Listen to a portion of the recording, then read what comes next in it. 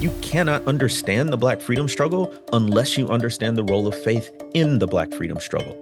And so it's not just the pastors or whomever who were Christian. The bulk of the movement was, and some of the selectivity of the figures who I chose was because they were the ones who, the historical record, I could demonstrate that faith was playing a role, not just that they believed in general, but that their belief was leading them toward this action to resist racism. Welcome back to the DEI Podcast. I'm Max Gaston.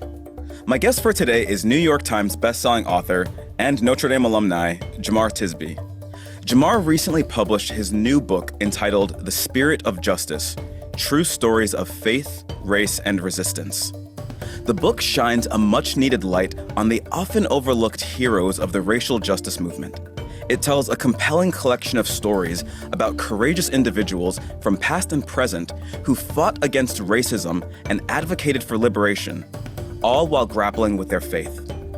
As a country that is still navigating our ongoing struggle for racial justice, Jemar's book provides not only a more accurate account of our past, but also inspiration for a more just future. Here is my interview with Jemar Tisby. Jemar, welcome to the DEI Podcast. I am so honored to be here, especially as a Notre Dame alumnus. So thank you so much for having me on the show. I really have to say, before we even get into it, congratulations on this book. I was reading this cover to cover, and I mean, as you can tell, I've got all of these the tabs. Every single page I was underlining and starring. I mean, we could be here till midnight, but I'm not going to do that to you. But this this was such an incredible book to read, and it's actually out today. We're talking about this on the day that it's releasing. So first and foremost, congratulations on this book, and how does it feel to have this out? Thank you. I'm feeling so much gratitude.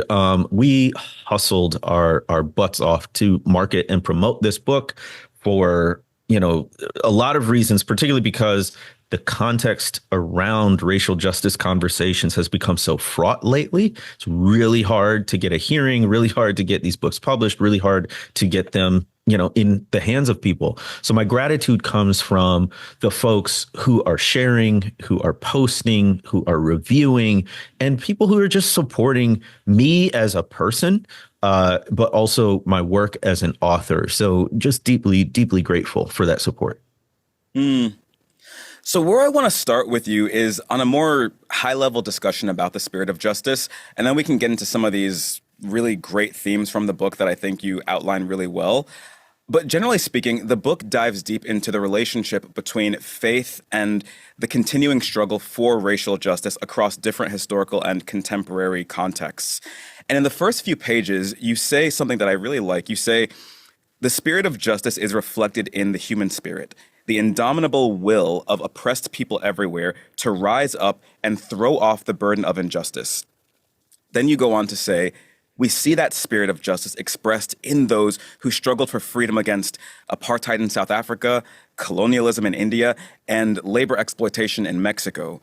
It is the irrepressible instinct that says, I will not endure indignity. I will make you see my worth, and you will treat me accordingly. Talk to me about what this book is about in general and why you felt compelled to tell this story. I think the spirit of justice is that's not right spirit. Like when we experience something or even observe something, people being mistreated, and we say, that's not right. Things should be different. That's the hint of the spirit of justice in us. And that phrase comes to me from a real life eyewitness encounter I had with Myrlie Evers Williams, who folks will remember. She is the spouse and the widow of Medgar Evers, who was assassinated in front of their home for his work with the NAACP. And she was at the grand opening of the Mississippi Civil Rights Museum, December 9th, 2017. And she gives this public address, which I don't even know how she found the strength to, because she had taken a private tour just before. And the Mississippi Civil Rights Museum has on display the exact rifle used to murder her husband. So I can't imagine like seeing that in person and then going Wow. and giving a public speech. And then she held a press conference afterwards that I was just privileged to be at. And I'm so grateful.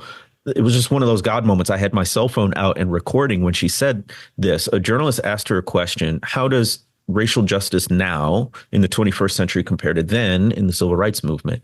And she said, honestly, I'm seeing stuff I hope that I would never see again. And there are a lot of echoes of the past I'm seeing right now. And then she said she was weary, which was like the understatement of the century because she was 84 years old. This is back in 2017. Right. So of course she's weary. And I fully expected her to be like, it's up to y'all. I'm passing the torch to the next generation. Good luck. Right. She didn't do that. She said, but there's something about the spirit of justice.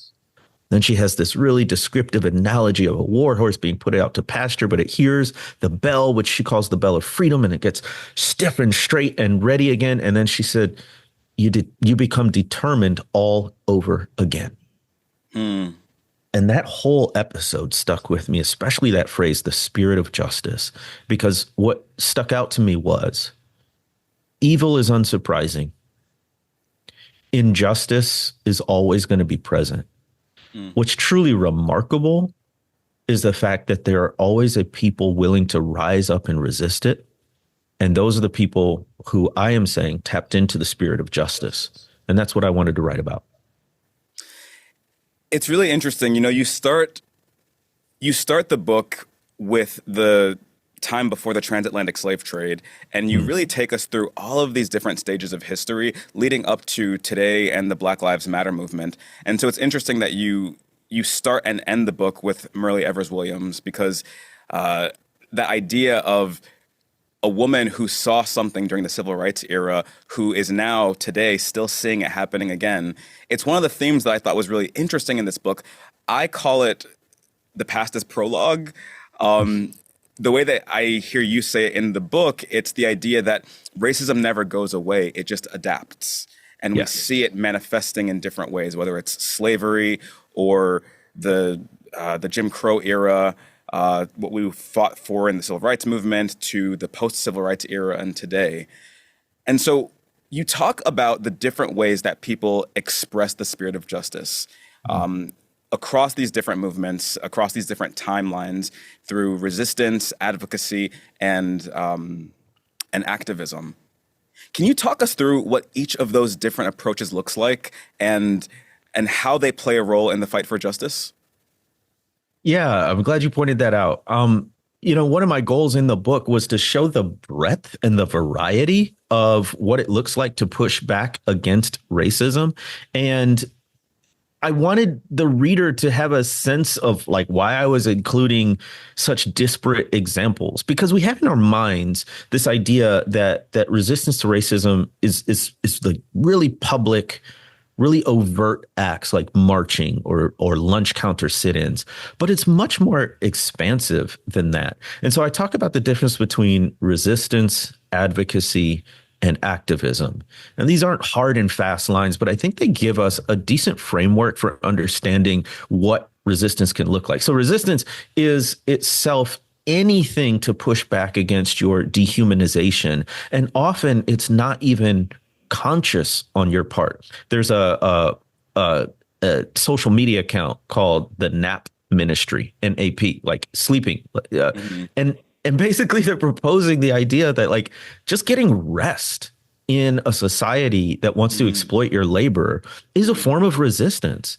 And in the book, I talk about Anthony and Isabella, who had, quote unquote, the first African-American child. They were enslaved directly from Africa, but then they have a son named William in North America, making him African-American, right? And I say that even having a family and all the hopes and the dreams and the ways you try to raise that child, that's a form of resistance. So it's really expansive in that sense. But there's another level, and these aren't holier levels than others, just a different way to think about it. Advocacy is the next one. And advocacy is conscious, and it's about awareness raising. So think about sharing social media posts or articles. Think about donating to a cause or even volunteering with a cause. That's advocacy. And I think a lot of people were catalyzed in like 2020 to be Mm. advocates for racial justice. But then there's a whole other group of people in activity called activism or activists. And those are the traditional kind of frontlines people. These are the community organizers, the nonprofit leaders, the people who are dedicating substantial amounts of time and perhaps even on occasion putting their bodies on the line for justice. And those, are some loose distinctions I outline between resistance, advocacy, and activism. Mm. It's interesting when you were tying these all together, you were talking about this idea that the stories you tell in this book are disparate, but I sort of see them as complementary to one another. You see things that are happening in one period of history recurring in the next period of history, just in a different way. But so, the book again, moves through the transatlantic slave trade up until today, and you talk about some of the biggest contributors to the civil rights era that we know of, like Rosa Parks, Harriet Tubman, Dr. Martin Luther King, and also folks that people may not be so aware of. You talk, for instance, about Phyllis Wheatley and Charles Hamilton Houston. But Yeah. the thing that I think is really interesting about what you do in this book and really sets it apart is that you center the faith of those individuals. Hmm. And so that's a theme I would really love to dig into here with you. Why did you feel that it was so important to highlight the faith of the people that you talked about? And how does focusing on faith, instead of maybe putting it in the background where it tends to go when you talk about civil rights activists, how does centering their faith maybe change the way that we look at them? So I have my PhD in history. And what I noticed was that even when historians spoke or wrote about the civil rights movement in particular, they would sort of elide the role of spirituality, Christianity, the church. Now, they would cite it, but more on a very practical level, like this is where they met before the march, or, these people were ministers, right? But they wouldn't really delve into how a person's spirituality or religiosity actually animated their activism. So I wanted to reinsert that into the dialogue about the Black freedom struggle, because quite simply, you cannot understand the Black freedom struggle unless you understand the role of faith in the Black freedom struggle. And so it's not just the pastors or whomever who were Christian. The bulk of the movement was, and some of the selectivity of the figures who I chose was because they were the ones who, the historical record, I could demonstrate that faith was playing a role, not just that they believed in general, but that their belief was leading them toward this action to resist racism. So I wanted to highlight that. And then, another reason is the very oft proposed question, an understandable one, which is Christianity the white man's religion? Mm. Understandable because it's so often used to oppress others and to put people in bondage, especially in U.S. history. But also, there's the witness of the Black church. And so I Mm. wanted to highlight the ways that Black people, even if the message was coming through enslavers or segregationists, were able to hear the voice of Jesus proclaiming liberty to the captives and, relief to the people who are oppressed. Mm. Yeah, two thoughts come to mind when you say all of that. The first one is this line that you referenced, which I loved, where you said, "For those who claim the Christian faith, one might understand the spirit of justice as the Holy Spirit," which I think is such just a beautiful line in the first place. But referencing specifically the Black church and this idea that Christianity is not the white man's religion, can you talk about the emergence of the Black church? Where does that come from, and how its role throughout history and how it's evolved has been pivotal in the civil rights era and is still quite important today? I love that question because it's so central again to understanding resistance and the Black freedom struggle. So first of all, Africans come with a spirituality, come with a cosmology, right? And I make an explicit point, as many historians do, that our history doesn't begin with slavery; it begins on the continent. And there were a variety of religions and spirituality practiced in Africa. And what I highlight in the book is that one of the ties among all those different spiritualities is that religion was holistic. There wasn't a sharp line between the material and the spiritual, which is in contrast to some European theologies and approaches to religion, right? Which is to say, when Black people practice religion, it's an embodied religion. It's not just a religion of the by and by, let's wait till we die. This religion has impact here and now, which leads them to justice work. And then when first of all, some Africans who were enslaved were already Christian. There were Africans who, in census records and whatnot, had Christian names, particularly Catholic names. So Anthony and Isabella, who I mentioned earlier, likely would have been baptized Catholic, and they baptized their son William, probably Catholic. So that's there. So Christianity is in Africa even before enslavement, and then as it develops. In the first and second Great Awakenings, especially, is when you get large numbers of African descended people in North America converting to Christianity. And they make it their own from the beginning. From the beginning, they gravitate toward books like Exodus and see themselves in the enslaved people of Israel, but with God delivering them, right? And always hoping and praying and working toward that. And it's really after the Civil War when you get Black Christianity coming into its own. So this is the birth of a lot of historically Black denominations, excepting the African Methodist Episcopal Church was a bit before. But I love that the chapter because I didn't call it the Jim Crow era. I call it the Black institution building era. And Black people used our newfound freedom to build enduring institutions, central institution of which was the Black church. So I talk about Reverend E.C. Morris. He's on the cover of the book. He's the first president of the National Baptist Convention, which today is the NBC USA Inc., largest Christian body of Black people in the country. And it has always been religion, and Christianity in particular, part of what motivated the Black freedom struggle. So I just wanted to highlight that in each of the more than 50 figures who I profile in the book. I mean, there are so many different areas that I want to just dive into with you. I'm trying to kind of control myself with all of it. But one of the things that I think is really interesting that you say is that there would be no Black church without white racism. And you talk about this idea of, again, faith being tied into racial justice, how Black people who were enslaved were inspired by their faith, and that was one of the things that pushed them forward.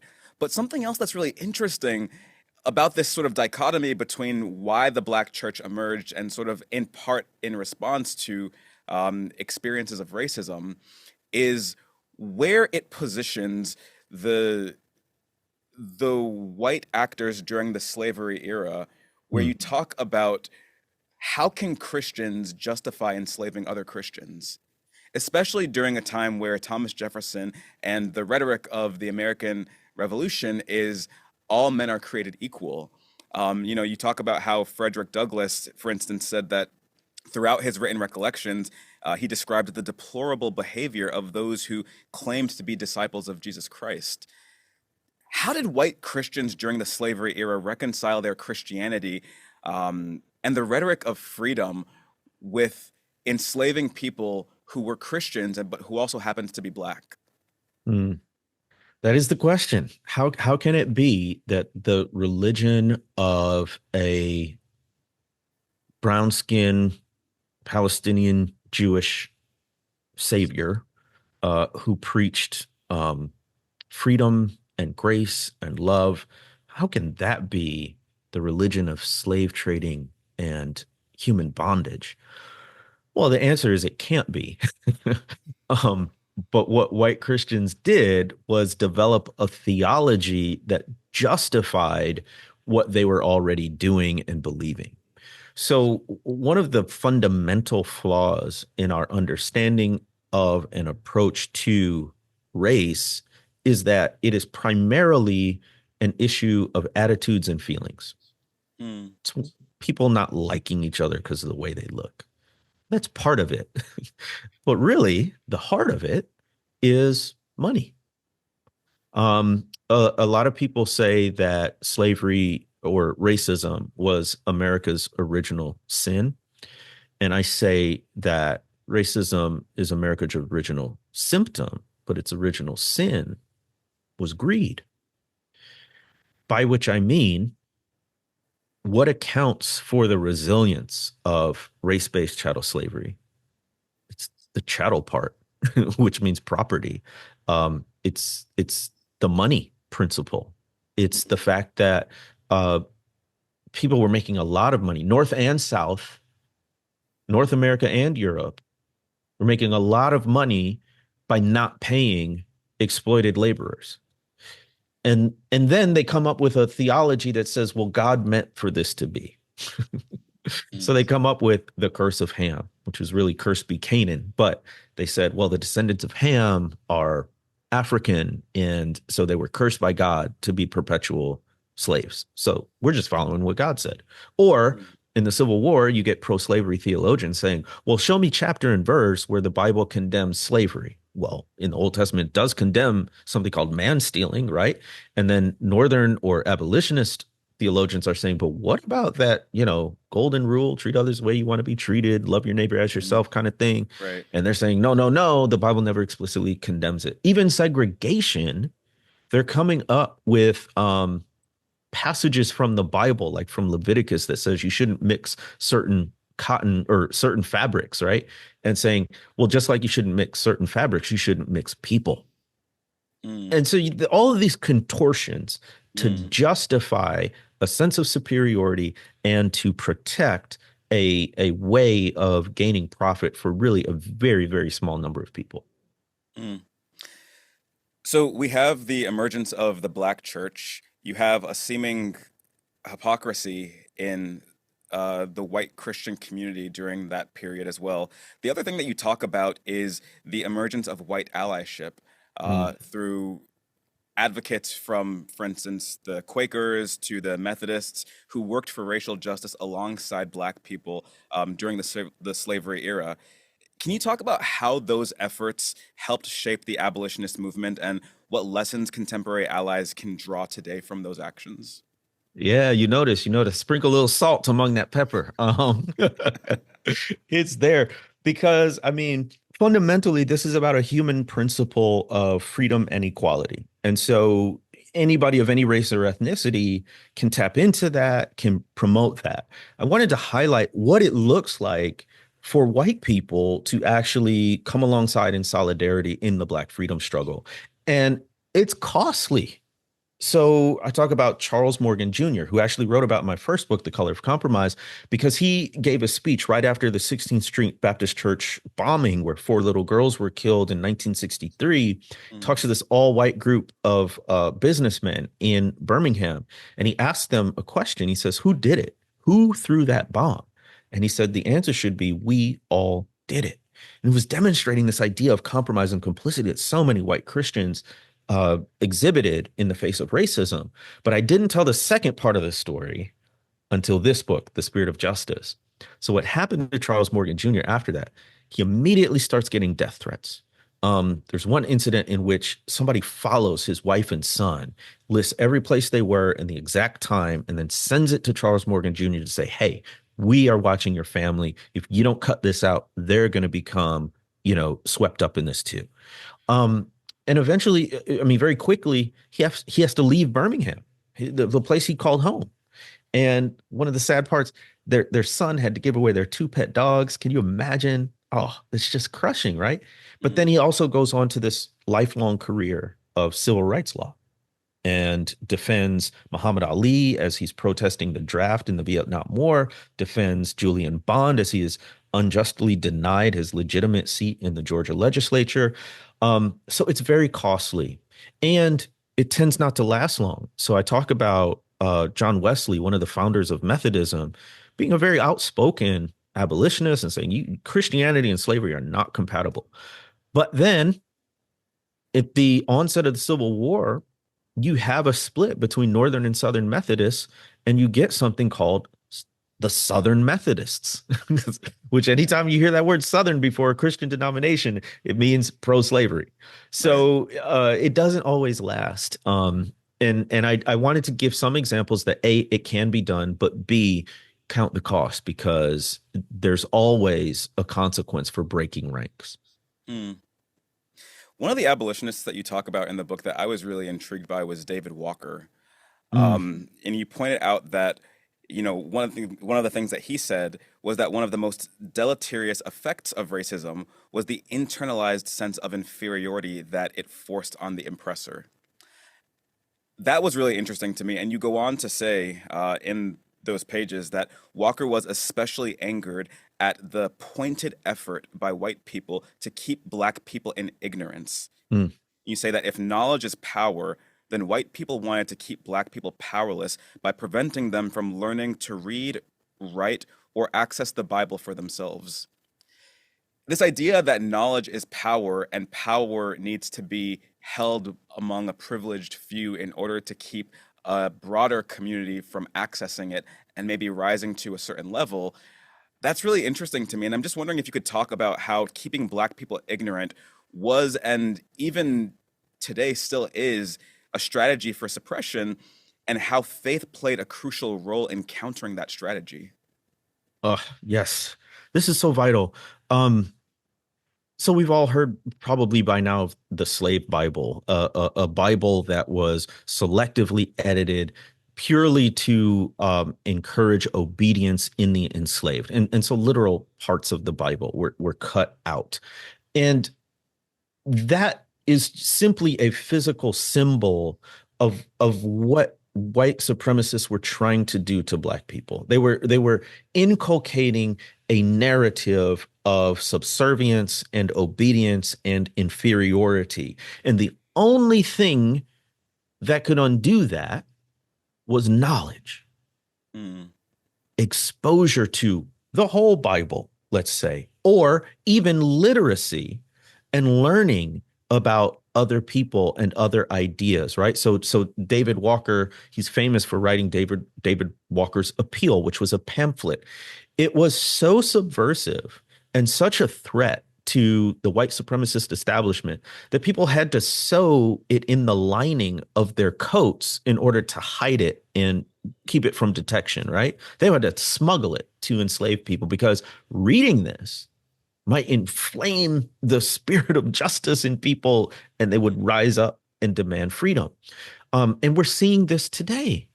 So, what is the history that is being so opposed right now? It's advanced placement, African American studies.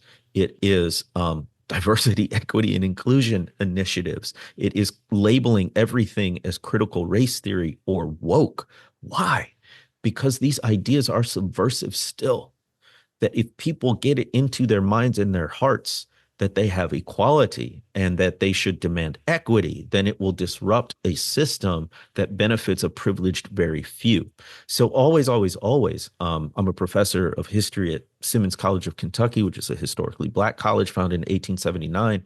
mm, I'm saying to my students who are otherwise not terribly interested in history, I'm like, this knowledge mm, is potentially disruptive in ways that people want to prevent you from even having it. So learn it as mm. best you can because this is an empowering history, an empowering information that can change the life for you and generations to come. Mm. You also talk about how keeping black people in ignorance has helped to fuel the stereotype that black people are inherently less intelligent. Mm-hmm. A stereotype which, again, is still alive today. Just take, for example, the rhetoric that Donald Trump has been using about Vice President Kamala Harris, saying that she's not an intelligent person. Um, and so, Mm. you know, the examples in the book show how this idea that black people are less intelligent or that black intellectualism doesn't really exist That's actually not true. And really, what holds Black people back a lot of the time is a lack of opportunity. It's not a lack of talent or lack of intelligence. Can you share some of the stories from the book that illustrate how, how this has played out for individuals who've managed to stand out and achieve um, despite the barriers set forth to keep them from accessing information and knowledge? There are so many stories of Black people taking advantage of the very limited educational opportunities they have and just running with it. So, one of the most fascinating stories I came across is about Anna Julia Cooper. She was a lifelong educator. And actually, there's a quote from Anna Julia Cooper on US passports today. The quote says, "The cause of freedom is not the cause of a race or a sect, a party or a class. It is the cause of humankind, the very birthright of humanity." And the Mm, reason I bring up Anna Julia Cooper, she attended the prestigious M Street High School, now known as Paul Laurence Dunbar High School, which is a historically Black high school in Washington, D.C.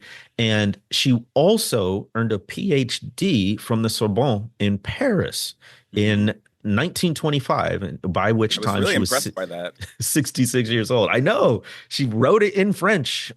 It's just like mind-boggling, right?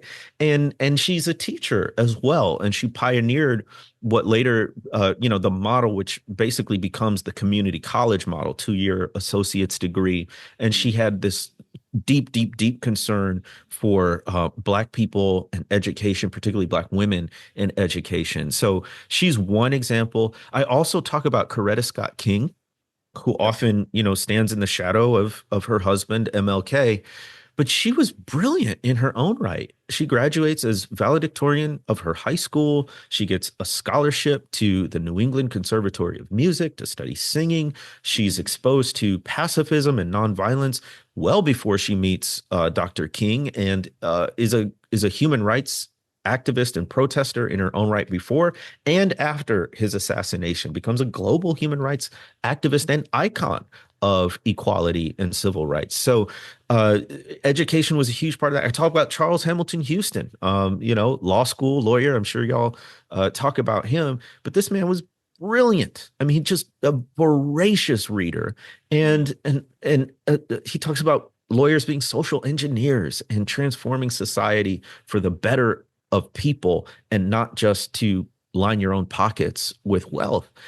So these were highly educated people, and they did not have many opportunities.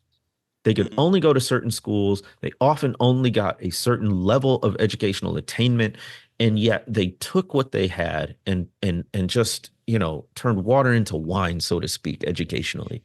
Mm. You also talk about the importance of and the power of Black people obtaining financial independence, with examples about people like Paul Cuff. Can you say a little bit Mm. about that? Oh yeah. So Black people are entrepreneurs. I think of so many figures who started their own businesses, right? So I think of Prince Hall, who was a Black person alive in the 1700s, and he basically scrapes his way by into starting his own shipbuilding company and becomes one of the wealthiest Black people in New England, and uses his wealth to advocate for Black equality and Black freedom. So he helps bring a case about Belinda Royal or Belinda Sutton, depending on the records you look at, which is counted as one of the first known cases of any sort of reparations being paid on an individual basis to an enslaved Black person. She had been enslaved to this white person who died. She had never gotten paid for her service. She sues basically for back pay and retirement, and wins the case. And that's Prince Hall helping him. He also started the Freemasons for Black people in North America. I think about Elizabeth Keckley is such a fascinating woman. She was born enslaved. Um, she has a son by her slave owner, but she's a fabulous dressmaker. And wherever she goes, people just love her work. Eventually, she is able to save up enough money working on the side to buy her own freedom and that of her son. And they move to Washington, D.C. She quickly becomes enmeshed in the elite, white elite of Washington, D.C., and is making dresses for the wife of Jefferson Davis before the Civil War. And then during and after, she is the dressmaker for Mary Todd Lincoln, the spouse of Abraham Lincoln. So she's in the White House, and that's her own business. She started it by word of mouth, saying, "Hey, I'm making dresses. Do you want one?" And gets into these elites, then uses her wealth to provide relief for recently freed Black people from the Civil War and Union soldiers who are Black. Mm. So I want to shift to focusing a little bit more on the civil rights era focus of the book. And one of the things that was really striking to me was the attention that you paid to talking about the experiences and the leadership of Black women during the Mm. civil rights movement. Why was it important for you to specifically highlight the experiences of Black women during the movement? So I just wrote an article about the March on Washington, and it was an enormous success in a lot of ways. But the day after the march, Black women headed up by Dorothy Height had a meeting called After the March, What? The reason they had the meeting was because they had been stonewalled by the Black male leadership for that didn't want to include women as a more prominent part of the program, especially speakers at the march. And so these Black women got together and said, listen, these men ain't doing right by us. Mm, Even white women and white feminist groups aren't doing right by us. We have to make sure that our concerns are front and center wherever we go. And so they invite Polly Murray there, who's an Episcopal first woman Episcopal priest, Black woman Episcopal priest, and a theologian and an intellectual. I think she was a lawyer too. mm, And she talks about Jane Crow at their next meeting, and talking Jane Crow being related to Jim Crow, but it's the intersection of being both Black and a woman. So that idea of intersectionality far predates the term mm. intersectionality, and Black women understood that they had those dual oppressions to deal with of racism and sexism. So I thought it was critically important that we highlight Black women not only as part of the masses and not just a part of the marchers, but Black women really as masterminds of the movement, people who came up with the strategies, who thought out the plan, who executed the plan, Mhm. and who are long overdue for the recognition and attention that their contributions deserve. I do feel like there's this big trend, not just during the civil rights era, but maybe across history of Black women being the unsung heroes of so many victories. Not the least of which is the fact that a lot of Black women drove the success of the efforts during the civil rights movement, even if it wasn't the prominent Black female figures, the ones who were just showing up at the rallies to the March on Washington, the ones who were just there, whereas a lot of Black men weren't always there. And it sort of foretells the future of what we know now of Black women kind of always sweeping in and saving the day, and like you said, not really always being acknowledged for doing that. I wonder if you can talk about this part of the book that I really loved, where you talk about the Black Madonna, Mm, um, and I want to talk about it from the perspective of Black women experiencing adversity and being reflected in their faith through the Madonna, but also along the lines of this idea that representation of Black iconography is mm. something that can really help uplift and motivate people in a social movement. Yeah, I love that you brought that up. That was in the section on Albert Clegg Jr., who pastored a church in the civil rights and Black Power era that he renamed Shrine of the Black Madonna. And the reason it was called that was because on Easter Sunday one year, he unveiled this big mural. It's 1967. He unveiled this big mural in the church that showed a Black Madonna and child. So, chocolate skinned, Mary and chocolate-skinned baby Jesus. And that was really subversive at the time because even in black churches, you had these images of a white European looking Jesus.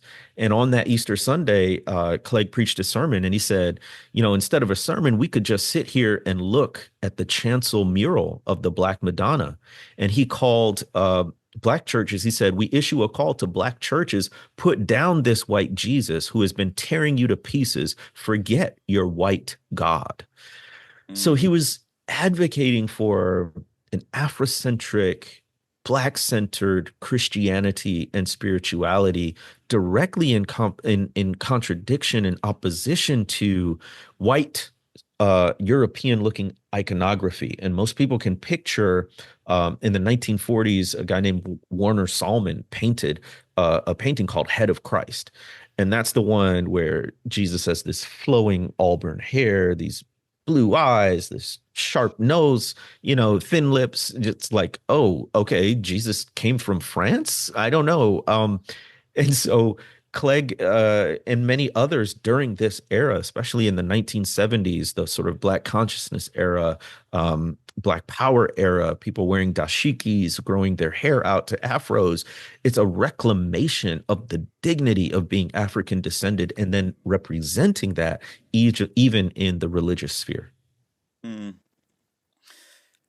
So the civil rights era was characterized in part by the idea of nonviolence, peaceful protest.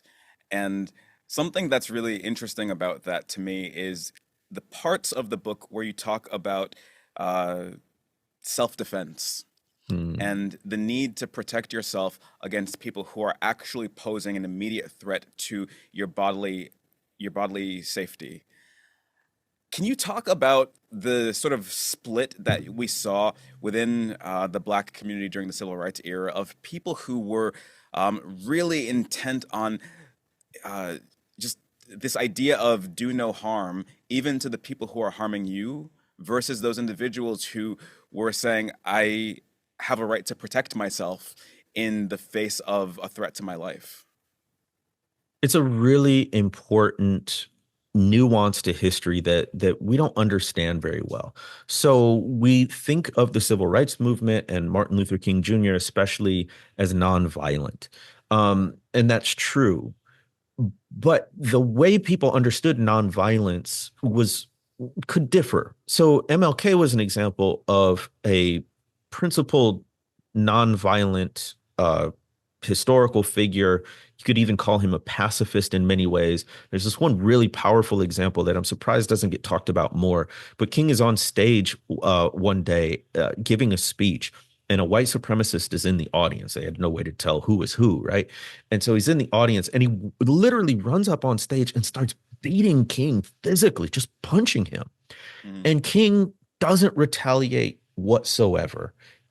He basically just covers up, falls to the ground to protect himself. That is a principled nonviolent stance. And even afterwards, he says, don't call the cops, bring him backstage. I want to talk to him. Talks to him. God is unrepentant. But that was King's approach. He was a principled nonviolent actor. Most Black people were tactical nonviolent people. That is to say, it was a tactic of protest that if they went out for a march, if they went out for a demonstration, they wouldn't come carrying guns and clubs and bottles. They would come unarmed, and even if violently attacked, oftentimes at the hands of law enforcement, they wouldn't retaliate. But that was a measured, thought out tactic to bring about a desired end. However, they were not pacifist in the sense that if the Klan came after you or your family, if you were attacked, randomly on the street, not part of a protest or something like that, they said, you're darn right, we're going to defend ourselves. And we have the right to, and any human being would. And there were some Black people who went so far as to say to men, well, you're not even a real man if you aren't, protecting yourself and your family and your community in these physical ways. So it wasn't let's go out, conduct guerrilla warfare, and attack Whitey kind of approach to violence. It was, if attacked, we will defend ourselves. And even if I use nonviolence as a tactic for protest, on a personal level, I retain the right to physically and violently defend myself against a violent attack. Mm. Something that you talk about throughout the book, and I think it weaves in pretty well with what you just said, is the spirit of resilience amidst oppression that a lot of these Black heroes needed to find in order to keep going. The historical violence and the systemic oppression have repeatedly sought to extinguish the spirit of resistance within Black communities. But despite those efforts, the resilience, it perseveres. And I'm just wondering if you could talk about how you think this enduring spirit has managed to maintain itself, and how does it continue to manifest in today's activism efforts for justice?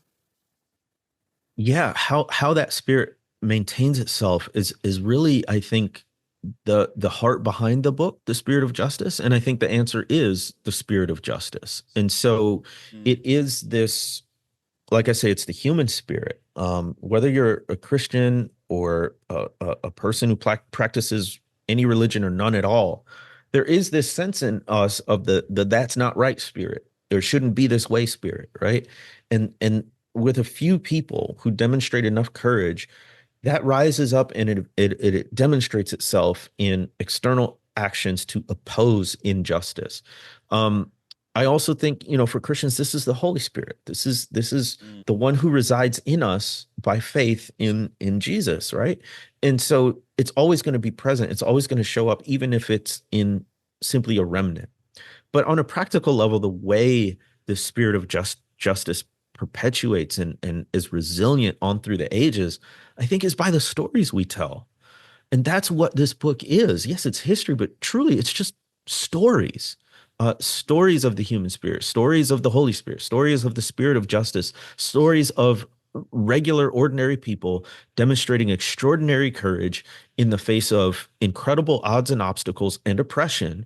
And these are our stories. That's what I really want people to get a sense of. Like, these are not just stories about the past that are relevant then but not relevant now, nor are they stories of some special class of people that we can look at and look up to, but we don't have access to that. No, this is part of our tradition. We mm, inherit a legacy of liberation, and they have passed the baton to this present generation, and they are not passing that baton without power. They're mm, passing it along with the spirit of justice. So mm, just as they resisted racism in their day, we can resist it in ours. mm. One of the things that we were talking about offline was the way that words and ideas and messages and movements can and sometimes do for political purposes get misinterpreted. And I want to talk a little bit about that here as well. One of the things that you mentioned is how Dr. King's "I Have a Dream" speech Mm. um, has in some ways been misconstrued. And you talk about how it's often selectively quoted to suggest that Dr. Martin Luther King Jr. wanted to downplay the importance of race and promote colorblind approaches to racism, which he didn't actually support. Can you talk about how the misinterpretation of Dr. King's words has affected his message and how it's applied today? Everyone loves to pull the one quote out of the context of his speech. I want my kids to be judged by the content of their character, not the color of their skin. It's been weaponized against the very things that Dr. King stood for. So it's been used as this colorblind approach that we shouldn't take race into consideration at all, which was the argument that people used with the Supreme Court ultimately deciding recently that race couldn't be considered as a factor in higher ed admissions, right? That is not what King was saying by color of skin and content of character. Even in that one speech, he talked a lot about systemic and institutional injustice, and so he talks at the beginning of the speech about the United States owing Black people a debt, and a debt that has not been paid yet. And so what I wanted to emphasize was MLK was not this nice, warm and fuzzy activist who, we embrace as opposed to other people like Malcolm X or anyone else you want to name. No, King had his sharp edges when it came to justice. I mean, he talked about needing universal basic income or a guaranteed jobs program. When he was in Memphis, when he was assassinated, he was pulling together the Poor People's Movement, which is going to be a cross-racial, inter-ethnic movement of the poor who literally were going to stage a mass demonstration by camping out in the U.S. Capitol until Congress started to make some changes that would lead to a more equitable wealth distribution. Those are the parts of King's life and legacy that we don't want to talk about, and we just want to make him into this avatar for being a post-racial society, and that's just not what his life or words demonstrated. Mm. Another period that you talk about is the Black Power era, which followed the Civil Rights era, and you talk about the Black Panthers in particular, which this was really interesting for me. You say that they had a clear agenda that was focused on ending police brutality and advocating for truthful education, which I think echoes today the goals of the Black Lives Matter movement and trying to tell our history in an accurate way. But despite the clear objectives of both those that the Black Panthers were advocating for and the objectives that the Black Lives Matter movement today, for instance, is trying to advocate for, both have faced significant backlash and been misinterpreted. Mm. How do you think these historical and contemporary movements are often misunderstood, and why do you think they get distorted? Any assertive blackness is going to be vilified and distorted. Mm. What the Black Panthers were doing was asserting a proud, defiant, militant blackness. We are Black and we're proud. It wasn't colored, it wasn't Negro, it was Black. And then they had the aesthetic. They had the berets, they had the afros, the leather jackets, and of course they open carried, which today, people on the right would champion open carry, unless it's Black people open carrying weapons, right? And again, it was self-defense. They weren't going on the offense, but if they witnessed police brutality, police wouldn't back down, then they were prepared to use violence, right? Um, and in a similar way, the Black Lives Matter movement is an assertive blackness, that Black lives matter, right?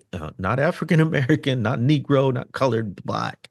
And they pushed back against conceptions of respectability politics, that you have to dress a certain way, speak a certain way, have a certain level of education to be worthy of dignity and respect, to get white people to give you your due, right? They were pushing back against that.